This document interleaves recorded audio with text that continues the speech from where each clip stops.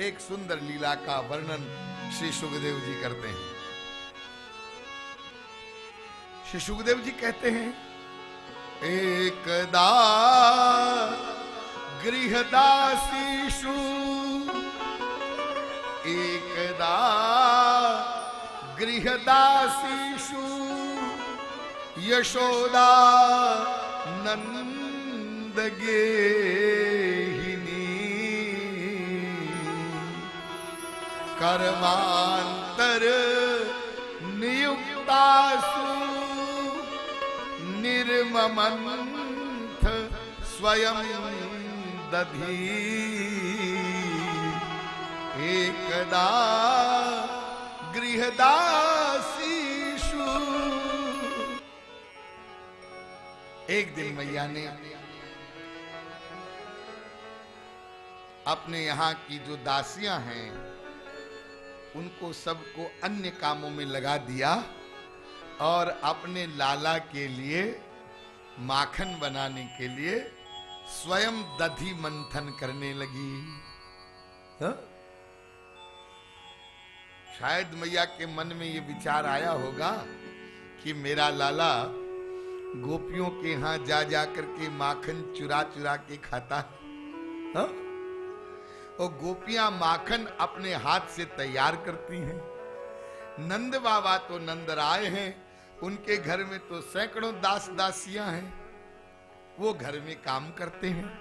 तो अपने लाला के लिए मैं स्वयं ही माखन बनाऊंगी।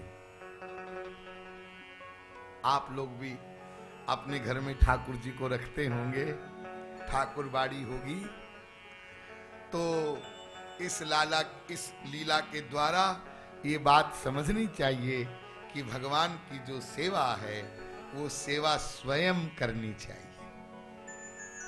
दूसरों से करवाना ये सेवा नहीं होती है। दूसरा सेवा करेगा तो उसको फल मिलेगा, दूसरा भजन करेगा तो उसको फल मिलेगा। अरे आप खाना खाओगे तो आपकी भूख मिटेगी ना। हाँ, दूसरा खाना खाएगा तो क्या आपकी भूख मिटेगी? नहीं ना। तो ऐसे ही आप जो भजन करोगे स्वयं उसी का फल आपको मिलेगा। और पंडित जी को घर में बुला करके आप सुंदरकांड का पाठ कराओगे और कुछ अनुष्ठान कराओगे कि आप कर लो, जप कर लो, ये कर लो, तो पंडित जी को फल मिलेगा। फिर हाँ? कर्मकांड में ऐसा करते हैं कि भाई फल दे दो, ये पूजा हमने कराई तुम ले लो। तो ये सांसारिक कामनाओं के लिए जो पूजा वूजा की जाती है उसमें तो फिर भी नियम लागू हो जाता है यदि विधिवत पूजा हो तो। लेकिन जो भगवान की भक्ति है, जो भजन है, वो तो स्वयं को ही करना होता है। दूसरे के करने से लाभ प्राप्त नहीं हो सकता है। इसलिए सेवा भी स्वयं करना चाहिए ठाकुर जी की। आजकल तो माताएं बहनें घर का काम करना और उसको भी इंसल्ट समझती है। क्या जी, ये घर का काम करें, झाड़ू लगावें, पोछा लगावें और खाना बनावें, चौका चूल्हा रसोई में सिर घुसावें, बराबर समान अधिकार। हम घर का काम वाम नहीं, नौकर चाकर लगा दो, वो करेंगे। यहां पर भी कुछ लोग ऐसे होंगे, भाई नौकर से आप घर में काम करावें, मान लो काम अधिक है तो वो कोई अपराध नहीं है, लेकिन फिर भी कम से कम संसार में भी परिवार के लिए भी भोजन बनाने की जो सेवा है वो तो यथासंभव माताओं को स्वयं ही करना चाहिए। क्यों? ये अन्न जो भोजन तैयार होता है ना, इसमें भोजन बनाने वाले की जो भावना होती है उसका प्रवेश होता है। हाँ? और जिस भावना से भोजन बनाया जाता है उसको जब कोई खाता है तो उसका प्रभाव उसके मन पर पड़ता है। इसलिए यदि नौकर खाना बनाएगा, भोजन बनाएगा, तो वो जिस प्रकार की भावना से बनावे, वो तो कोई स्नेह और प्रेम से तो बनाएगा नहीं, तो नौकरी कर रहा है। हाँ? इसलिए माताओं बहनों को चाहिए कि भले ही वो मदद तो ले लें, लेकिन जहां तक हो सके अपने परिवार के लिए भी भोजन स्वयं अपने हाथ से तैयार करें, और ठाकुर जी का प्रसाद तो करें ही अपने हाथ से तैयार।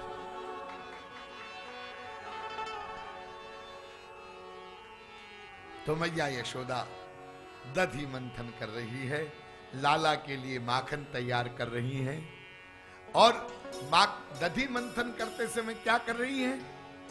यानी यानी गीतानी तद्बाल चरितानि च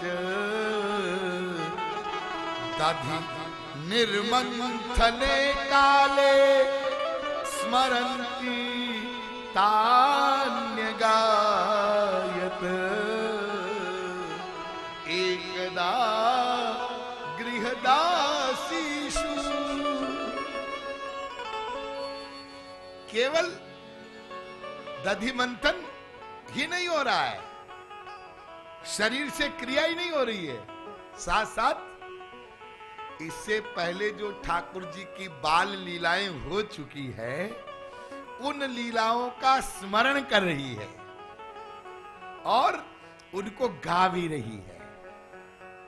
क्या हो रहा है? मनसा वाचा कर्मणा,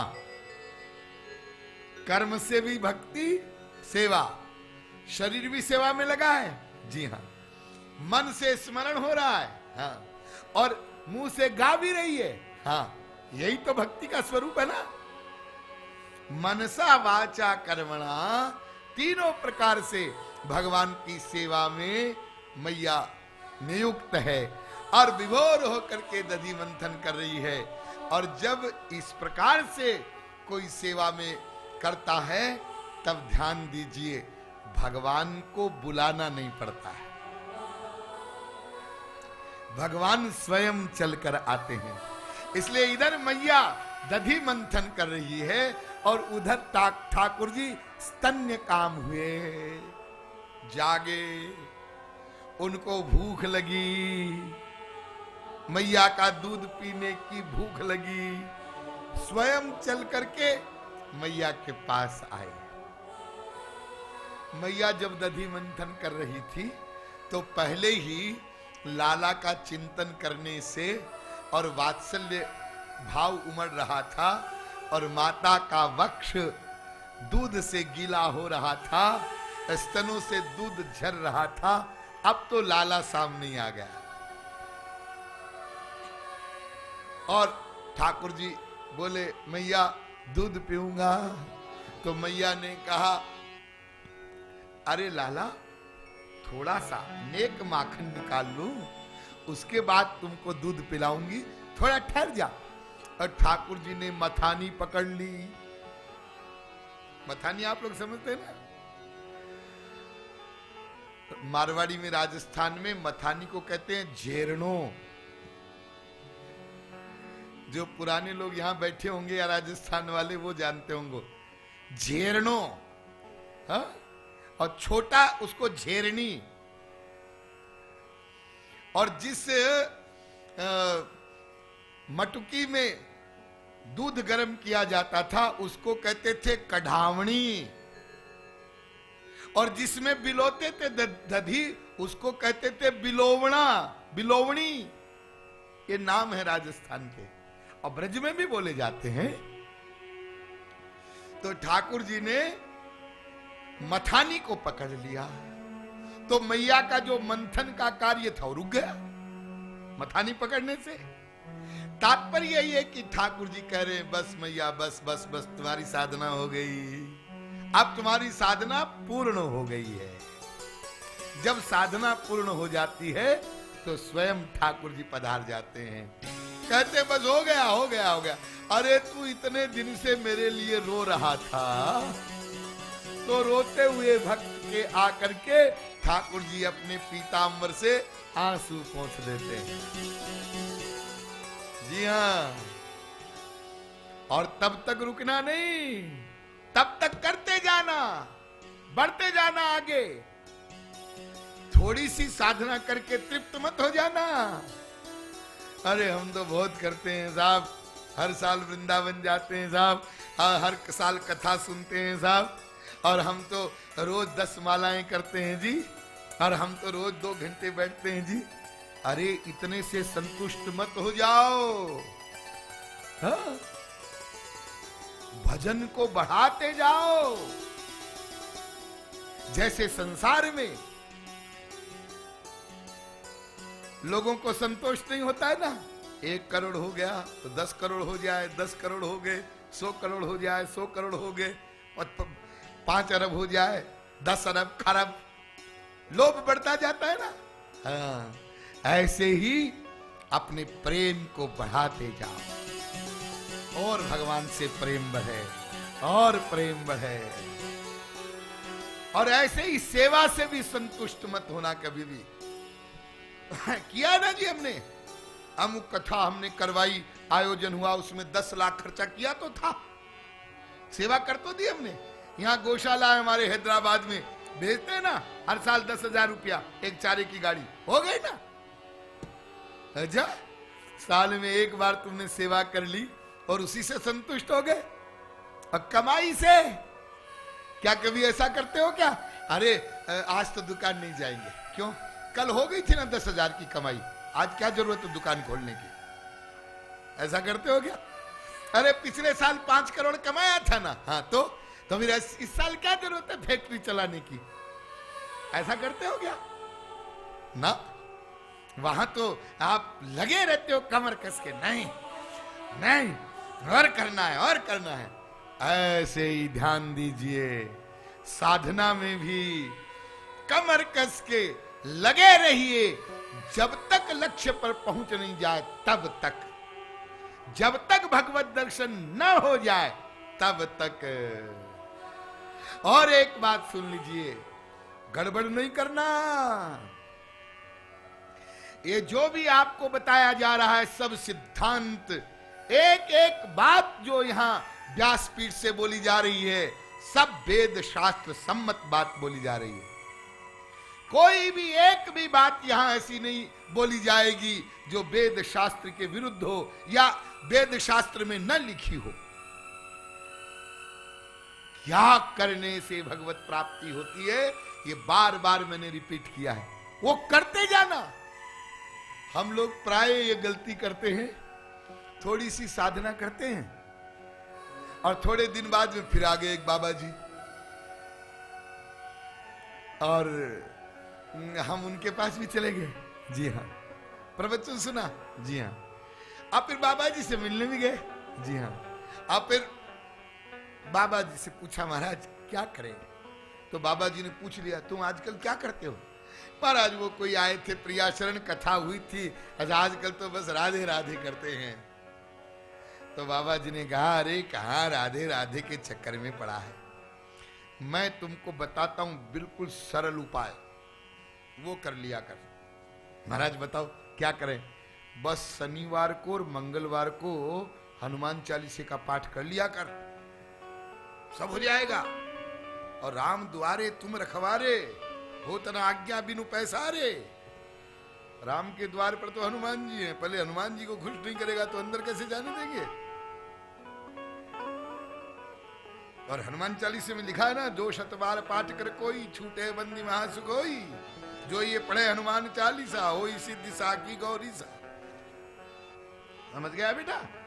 हनुमान चालीसा पढ़ा करो।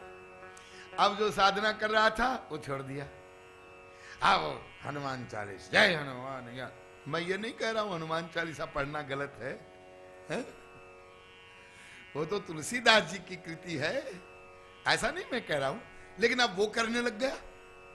फिर थोड़े दिन तो किया, उसके बाद एक बाबा जी फिर आ गए, फिर उनके पास भी चले गए। उन्होंने कहा अरे क्या तुम ये हनुमान चालीसे के चक्कर में पड़े हो, तो मैं बताता हूं तुमको उपाय। क्या? दुर्गा सप्तशती का पाठ किया कर, सब हो जाएगा। रूपम देहि जयन देहि यशो देहि दिशो जयी, सब हो जाएगा। अब वो करने लग गया। फिर 4-6 महीने कुछ किया, फिर कोई एक बाबा जी आ गए उनके पास भी चले गए। तो उन्होंने कहा अरे इन सब चक्करों में तुम क्यों पड़े हो? किसकी भक्ति, कैसी भक्ति? भक्ति भक्ति कुछ नहीं करना है। तो अहम ब्रह्मास्मि तत्त्वमसि, अरे तुम ही ब्रह्म हो। सब गड़बड़ इसलिए है कि तुम अपने को जानते नहीं हो। आत्मा ही तो परमात्मा है, जीव ही तो ब्रह्म है। बस तुम बैठकर ये सोचो मैं ही ब्रह्म हूं, बस। और जिस दिन सोचते सोचते तुमको ये ज्ञान हो जाएगा मैं ब्रह्म हूं, बस हो गया। और जब मैं ही ब्रह्म हूं तो फिर किसकी भक्ति, कैसी भक्ति? अब वो करने लग गए। यदि इस प्रकार करोगे तब तो अनंत जन्म बीत जाए, कुछ नहीं मिलेगा। हाँ? ये ऐसी बात है जैसे किसी व्यक्ति ने पूछा कि भाई मेरे पास 100 एकड़ जमीन है और मैं गरीब हूं, तो ये 100 एकड़ जमीन से क्या करूं, कैसे करूं, मेरी गरीबी दूर हो जाए। तो समझाने वाले ने कहा भाई तुम्हारे खेत में कुआं है? तो उसने कहा कुआं तो नहीं है, बरसात होती है तो उससे फसल होती है, कभी तो हो जाती है कभी नहीं होती है, हालत फटीचर है। तो दूसरे व्यक्ति ने कहा 100 एकड़ जमीन तुम्हारे पास है तो तुम फटीचर हालत में क्यों हो? कुआं खोदो ना। कुआं खोदे? हाँ। तो कैसे? अरे जमीन खोदना है भाई। अब कुआं खोदने से पानी निकलेगा और फिर तो तुम अपना 2 फसल 3 फसल करो, और कभी बरसात नहीं भी हो तो कुएं के पानी से सिंचाई कर दो। अब उसने कुआं खोदना शुरू किया, बात मान ली। हाँ, एक जगह खोदा। कितना खोदा? 10 फीट खोदा। 10 फीट खोदने के बाद में कुछ पत्थर सा आया। मैंने सोचा यहां तो गड़बड़ है। दूसरी जगह खोदा, वहां 15 फीट खोदा, वहां भी कंकड़ निकल आए, उसको भी छोड़ दिया। फिर तीसरी जगह खोदा, 20 फीट खोदा, यहां भी पत्थर निकल आया। फिर चौथी जगह, फिर 5वीं जगह, ऐसे कई जगह उसने सैकड़ों फीट खोद डाला। और एक जगह तो उसने 100 फीट खोद डाला, पानी नहीं निकला। अब जिसने बताया था उसके पास गया, अरे तुमने कहा था जमीन खोदो पानी निकलेगा, मैंने तो सैकड़ों फीट खोद डाला लेकिन पानी नहीं निकला, ऐसे कैसे हो सकता है? तो जाकर जब खेत में देखा तो 50 जगह खोदा हुआ है, और एक जगह जहां 100 फीट खोदा था तो उसने कहा अरे बेवकूफ, एक ही जगह खोदता जाता तो कब का ही पानी निकल आता। ये देख जहां तुमने 100 फीट खोदा है ना, हाँ, और इसको छोड़कर फिर दूसरी जगह खोदने लग गया, इसको और खोद। जब और खोदा 1 फीट नीचे ही पानी निकल आया। तो ऐसे ही ध्यान दीजिए, वेद शास्त्र सम्मत जो सिद्धांत है उसके अनुसार रो करके भगवान को पुकारना है, ध्यान करते हुए, कोई भी कामना न करते हुए। तो जो भगवान के लिए आंसू बहाना है वो आंसू तब तक बहाना है जब तक श्याम सुंदर स्वयं आकर के अपने पीतांबर से तुम्हारे आंसुओं को पोंछ न दे, तब तक चलना है। तो स्वयं ठाकुर जी चल करके आए, मथानी को पकड़ लिया, मैया का दधी मंथन बंद हो गया और ठाकुर जी गोद में चढ़ गए और मैया के वक्ष से दूध झरने लगा। ठाकुर जी दूध पीने लगे, मैया का बड़ा प्यार उमड़ रहा है। और उसी समय ठाकुर जी ने एक लीला किया, विचार किया कि देखता हूं मैया को पूत ज्यादा प्यारा है कि दूध ज्यादा प्यारा है। और चूल्हे पर रखा था दूध गर्म करने के लिए, और वो गर्म करने के लिए जो दूध रखा था वो ठाकुर जी के लिए रखा था, पद्मगंधा गाय का दूध। और उधर दूध उफनने लगा, ऐसा लगा मैया को कि उफन करके दूध बाहर गिर जाएगा। अब तो मैया ने ठाकुर जी को स्तनपान करवाना बंद करवाया और नीचे बिठा दिया, और ठाकुर जी को छोड़ करके मैया दौड़ी दूध को उतारने के लिए। मैया जब दूध को उतारने के लिए चली गई तो ठाकुर जी को कुछ गुस्सा आ गया कि मैया को तो मुझसे दूध ज्यादा प्यारा है। आप तो होठ फड़कने लगे ठाकुर जी के क्रोध में, और दांत से होठ को दबाया, और वहां रखा था एक लोढ़ा। लोढ़ा आप लोग जानते होंगे, हा? चटनी बांटने के काम में जो आता है ना, एक पत्थर, उसको उठाया और वो जो बिलोवना था वो मटकी, उसको मारा, मटकी फट गई और सब वहां वो दधी माखन आदि सब बिखर गए।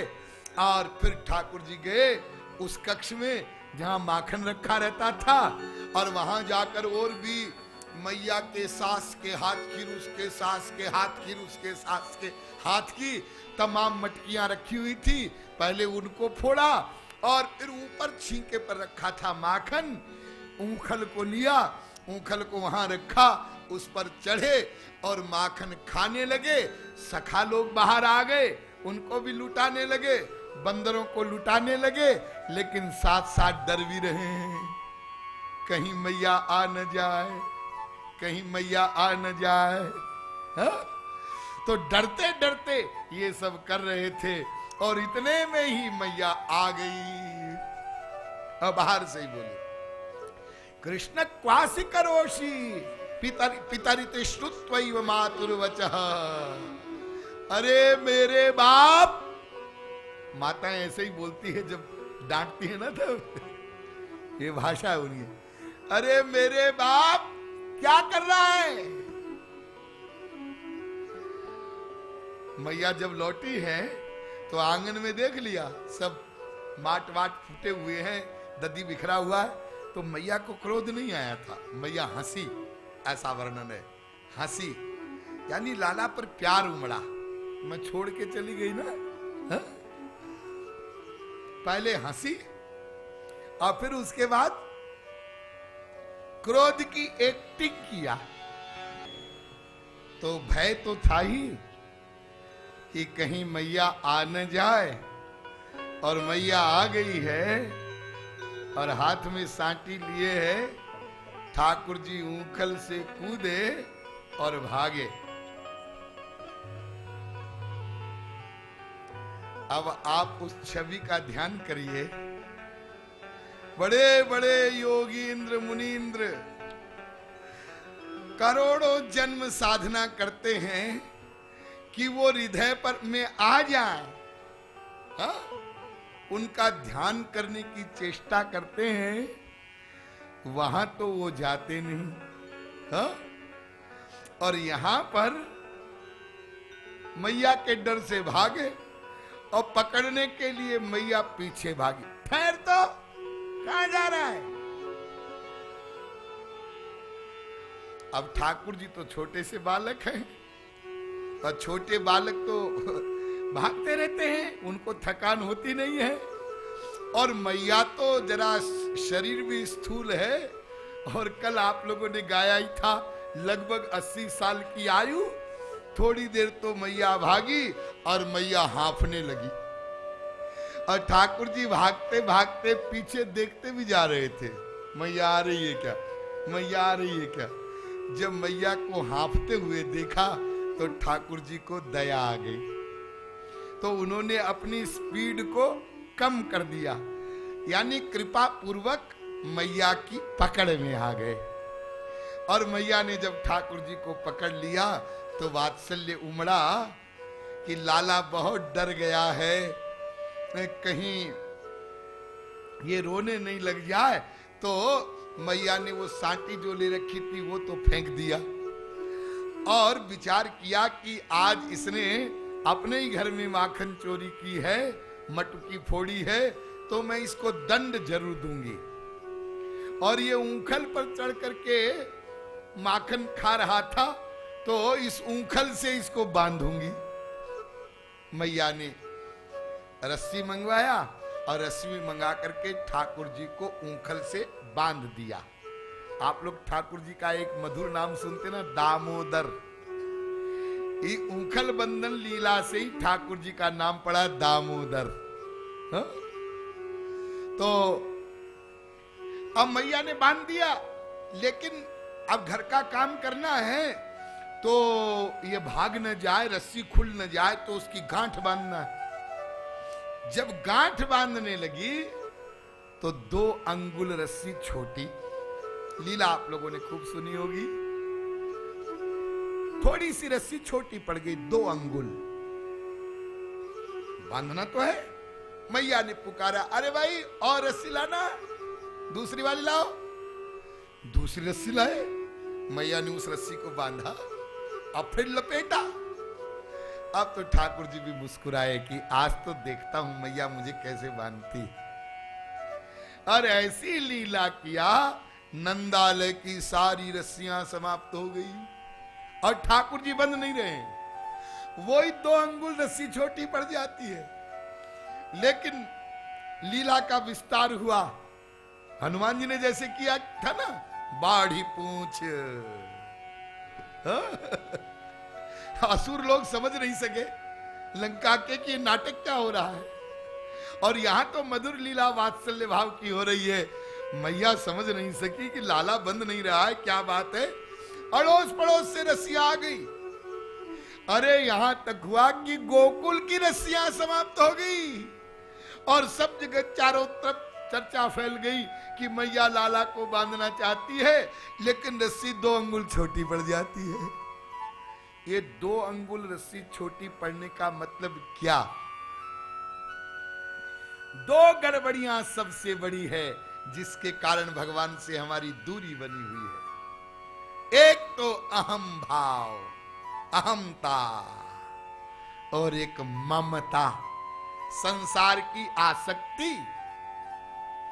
ये 2 अंगुल है जिसके कारण से हमारा कल्याण नहीं हो पा रहा है।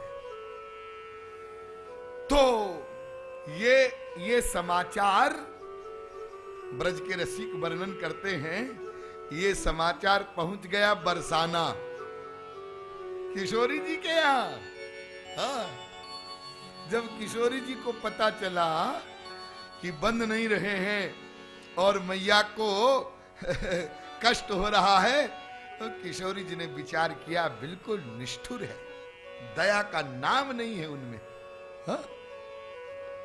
किशोरी जी तो इतनी दयालु हैं, इतनी कृपालु हैं।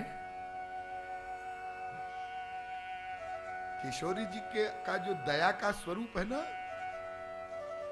वैसा है। जयंत ने जब माता सीता के चरण में चोंच मारी और भागा, अधिक नहीं सुनाएंगे, बस इशारे में समझ लो। सीता चरण चोंच हत्ती भागा, मूढ़ मंद मति कारण कागा, और सब जगह गया,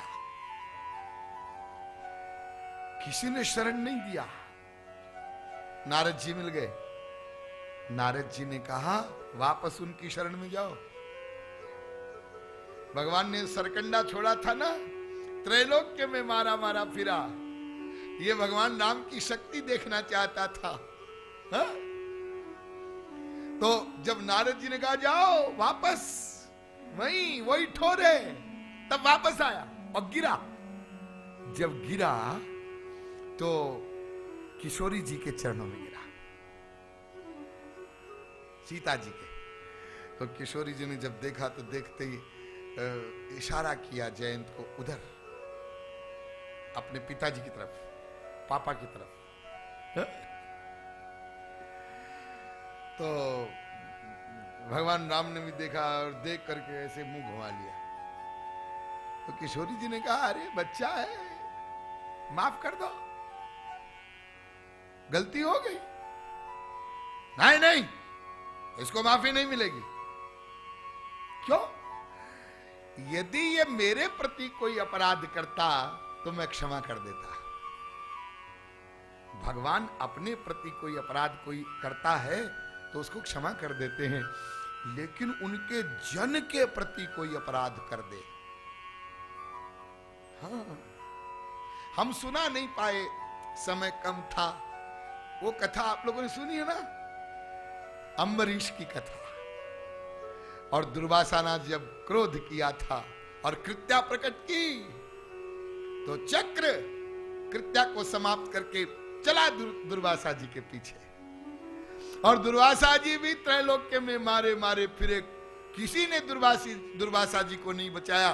भगवान के पास भी गए, लेकिन भगवान ने भी उत्तर दे दिया टकासा, दुर्वासा जी मैं भी आपको बचा नहीं सकता हूं, क्योंकि आपने भक्त का अपराध किया, हा?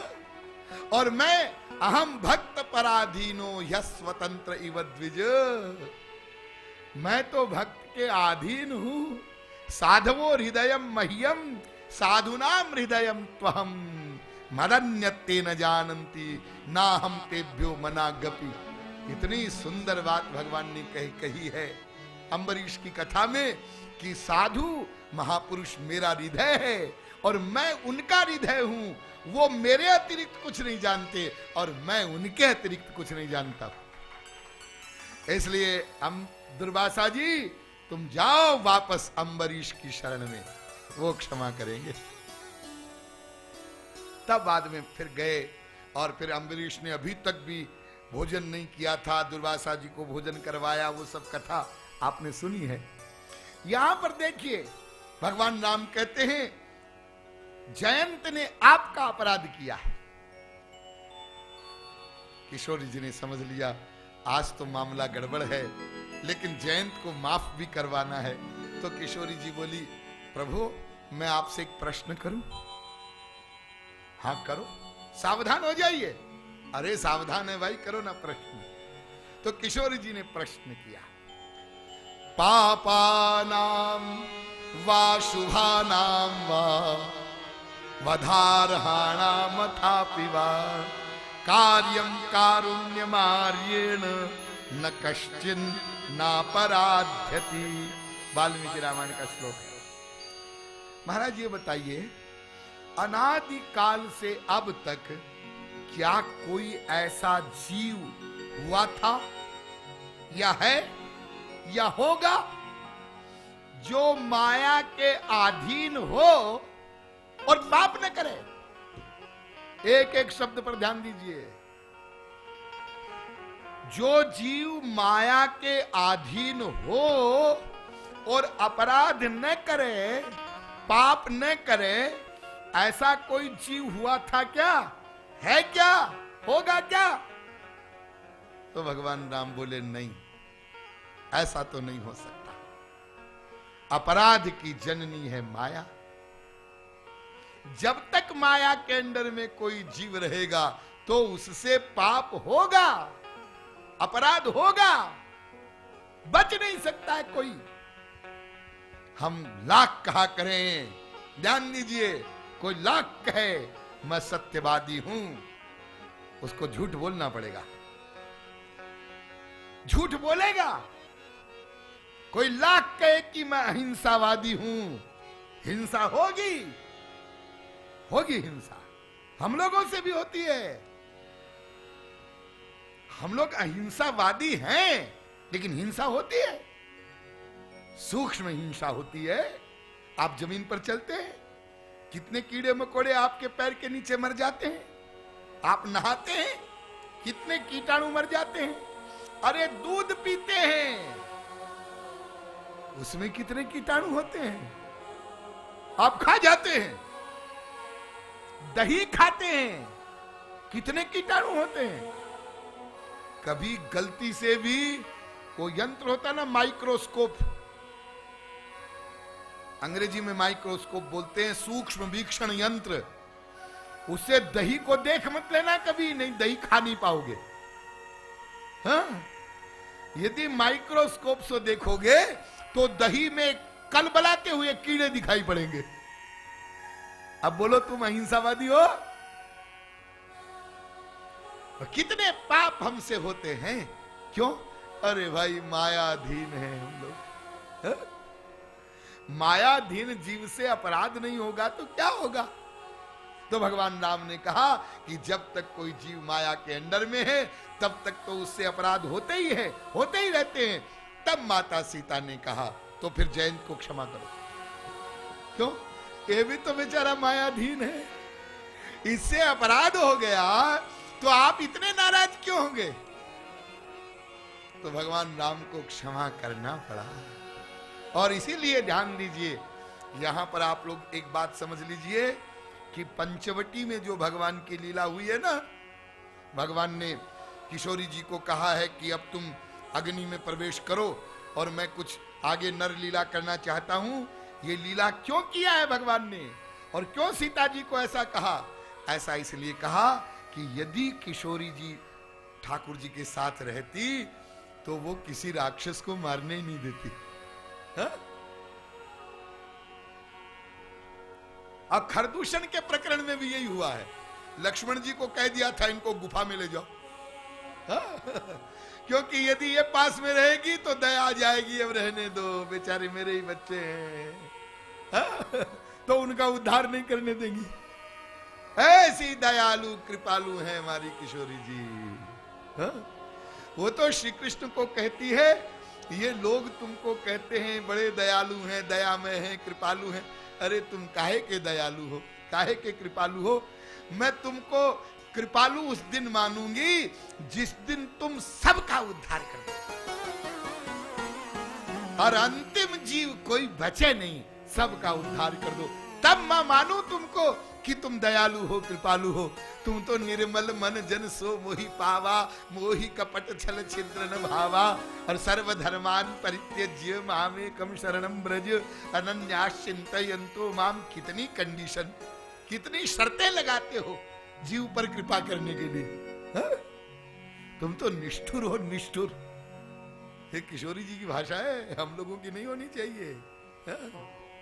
वास्तव में वो दयालु कृपालु ही हैं, ये तो रसिकों की भाषा है।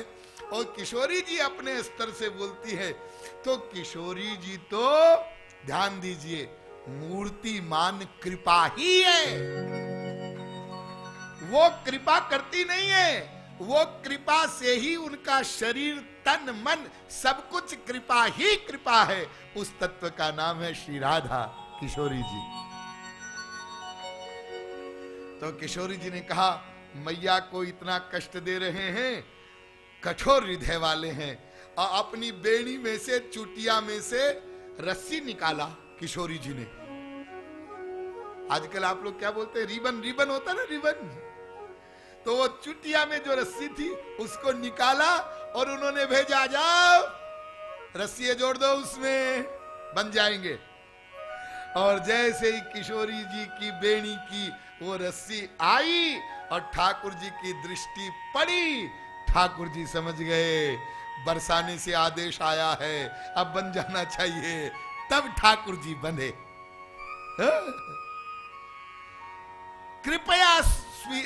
कृपया शीत स्वबंधने, कृपा पूर्वक, यानी किशोरी जी की कृपा से ठाकुर जी बंध गए। खल बंधन लीला। मैया चली गई कोई कार्य करने के लिए, इधर ठाकुर जी बंधे बंधे सोच रहे हैं कि बंधे बंधे भी किसी को मुक्त करें। और फिर ठाकुर जी वहां से चले, ऊखल गिरा। यमलार्जुन के दो वृक्ष जो नंद बाबा के आंगन में खड़े थे, तो ये नल कुबर और मणिग्रीव कुबेर के पुत्र, इनका उद्धार करना था। ये थे तो कुबेर के पुत्र, लेकिन धनाध्यक्ष के पुत्र। अब कुबेर का कोई बेटा हो, क्या उसको अहंकार नहीं होगा? है? और फिर रुद्रगण, रुद्र के अनुचरों में उनकी गिनती होने लगी और अहंकार हो गया, मदान्ध हो गए। फिर वारुणी मदिरा का पान कर लिया। अरे मदिरा पान करने के बाद तो क्या हालत हो जाती है। फिर युवावस्था और फिर स्त्रियों का संग, इतनी सारी बातें मिल गई तो इतना अहंकार हो गया कि स्त्रियों के साथ निर्वस्त्र स्नान कर रहे थे सरोवर में, और नारद जी महाराज उधर से निकले।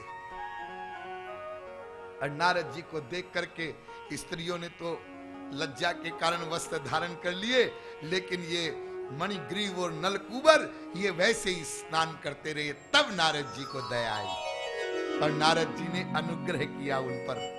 तुम इतने मदान्ध हो गए हो, कुबेर के पुत्र होकर के, जाओ वृक्ष योनि में चले जाओ, और 100 दिव्य वर्ष तक तुम्हारी ये स्थिति रहेगी।